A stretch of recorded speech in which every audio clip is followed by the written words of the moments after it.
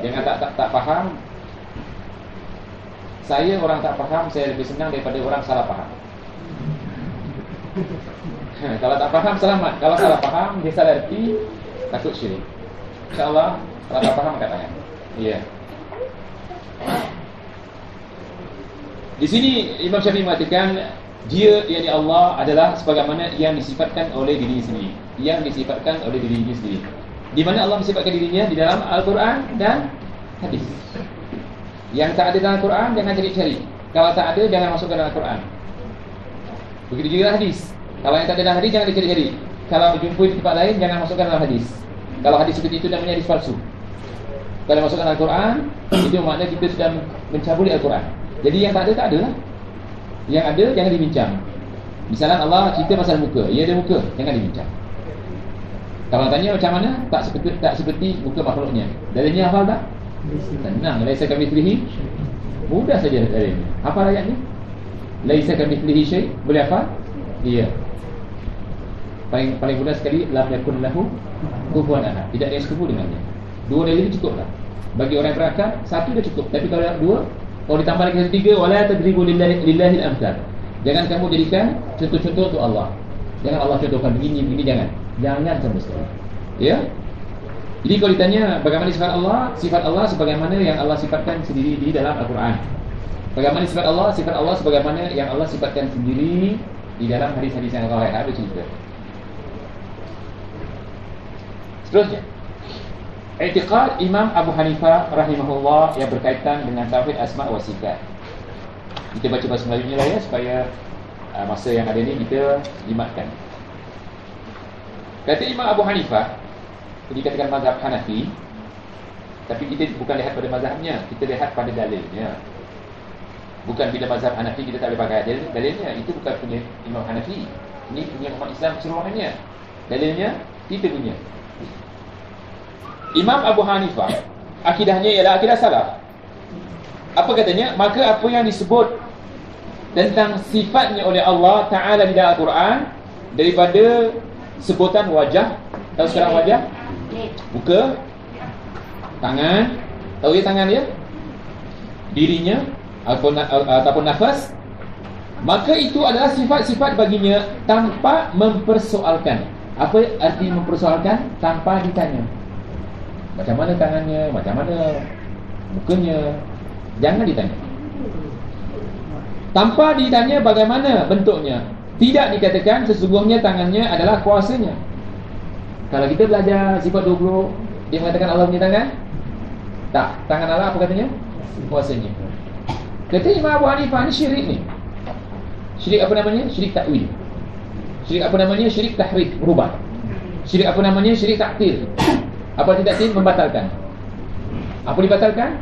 Tangan Allah diubah kepada kuasa. Syirik. Bukan syirik kecil, syirik besar. Syirik besar pelakunya kalau tidak bertobat ke mana? Kekal buat selama-lamanya. Maka ini perlu dipahami. Itu sebab Nabi dan Rasul sejak diutus sampai dia wafat memperkatakan tentang akidah tanpa jemu. Orang yang jemu mendengarkannya orang yang bermasalah. Begitu juga tuan-tuan. Tidak dikatakan sesungguhnya tangannya adalah kuasanya atau nikmatnya, kerana padanya merupakan pembatalan sifat. Kalau dikatakan tangan Allah, nikmatnya atau kuasanya, pahamnya insyaAllah bermakna dia sudah membatalkan sifat Allah, sifat tangan. Dan begitulah pendapat Qadariyah dan Mu'tazilah. Siapa Qadariyah? Siapa Mu'tazilah?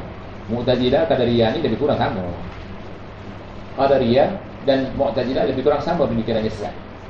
Mu'tazilah menimbang Al-Quran dengan akalnya. Sesuai dengan akalnya diambil, tak sesuai tak diambil. Ataupun tak sesuai ditolak, habis ditolak. Misalnya dikatakan Allah kalau punya tangan sama seperti makhluk, maka tangan Allah dalam Al-Quran ditolak, ditakwili, dibincang, ditahrif, diubah, dibatalkan. Daripada tangan kepada nikmat. Ini perbuatan Mu'tazilah. Sebab kita katakan dalam akidah Asy'ariyah ada akidah Mu'tazilah, inilah di antara contohnya. Akan tetapi tangannya adalah sifatnya, tanpa dipersoalkan bentuk bagaimana.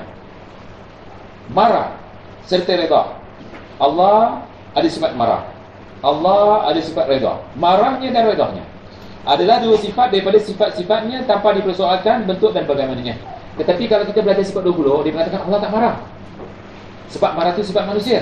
Jadi kita tanya Syekh, apa maksud marah di dalam Al-Quran? Ghairil maghdubi alaihim. Oh, dia mengatakan marah bermakna neraka. Redha bermakna syurga. Jadi cari dalam Al-Quran, cari dalam hadis, tidak ada takwil seperti ini. Tidak ada tafsir seperti ini. Ini tafsir datangnya daripada Mu'tazilah. Ini tafsir datangnya daripada puak-puak yang menyeleweng. Jadi jangan pakai tafsir ni. Ya, Allah marah. Bagaimana marah Allah? Kita tidak tahu. Kata Nabi, amiruha kama ja'at. Terima sebagaimana datangkan. Ia marah. Apa cerita? Kenapa nak bincang? Kalau hantar marah pun tak tahu macam mana nak bincang, macam mana Nabi marah. Kemudian beliau Imam Abu Hanifah rahimahullah berkata lagi, Allah Subhanahu wa taala tidak disifati dengan sifat-sifat makhluk. Faham tak ni? Apa sifat makhluk? Sifat kekurangan. Bukan bermakna kalau Allah punya tangan, makhluk punya tangan, kemudian menafikan tangan Allah. Ataupun kalau Allah punya kaki, di dalam diceritakan pasal kaki Allah, oleh kerana makhluk punya kaki, Allah punya kaki, maka dinafikan kaki Allah. Misalan, ini juga tidak boleh. Jadi katakan, ya, apa yang diceritakan dalam Al-Quran, Allah punya kaki, ia punya kaki. Cuba dah dalam Al-Quran, Allah datang di hari kiamat. Waja'a rabbuka wal malaku saffan saffa. Maka Allah datang bersama malaikat yang berbaris. Bila hari kiamat. Kita katakan Allah datang, tapi datangnya tidak sama seperti datangnya manusia. Manusia makhluk. Allah menyalahi sifat makhluknya. Dia datang, tapi bagaimana jangan dibincang. Kita katakan ia datang sahaja. Seterusnya, Allah Subhanahu wa taala tidak disifati dengan sifat makhluknya. Benci, redahnya adalah dua sifatnya. Tetapi orang yang berakidah Asy'ariyah mengatakan Allah tidak pernah benci, Allah tidak pernah marah. Marah Allah itu neraka. Tapi kata Imam kita ni, ya, Allah tidak sifat marah. Benar-benar dia marah.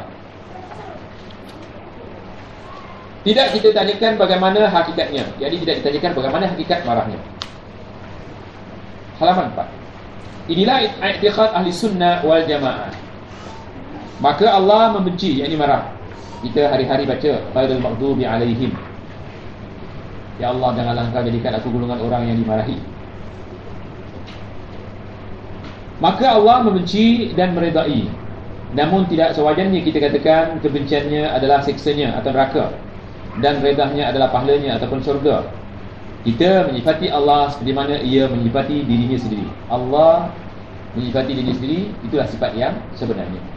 Tapi yang manusia sifatkan itu yang tidak sempurna, tidak betul. Jadi pakai yang Allah sifatkan. Itu sebab kalau kita membaca di Al-Quran sifat Allah Subhanahu wa taala yang sudah dicemari, diubah oleh manusia di permukaan bumi ini, antaranya yang kedua kali Allah firman Ar-Rahmanu la asistaw.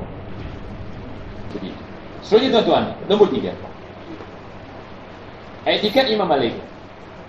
Berkata Al-Walid bin Muslim, aku telah bertanya kepada Al-Auza'i, Malik, Sufyan Al-Thawri, Laith bin Sa'ad tentang hadis-hadis ini, yakni tentang hadis-hadis sifat-sifat, nama-nama dan zat Allah. Mereka berkata, terimalah ia sebagaimana ia didatangkan tanpa ditanya bagaimana. Yakni amiruha kama ja'at bila kaif. Apabila perkatakan sifat Allah, katakanlah sebagaimana yang diperkatakan Al-Quran atau hadis, jangan ditanya. Keempat, i'tikad Imam Ahmad bin Hanbal rahimahullah tentang nama-nama dan sifat-sifat Allah Azza wa Jalla. Imam Ahmad bin Hanbal mengharamkan perbuatan takwil. Tahu sekarang takwil? Takwil menafsir.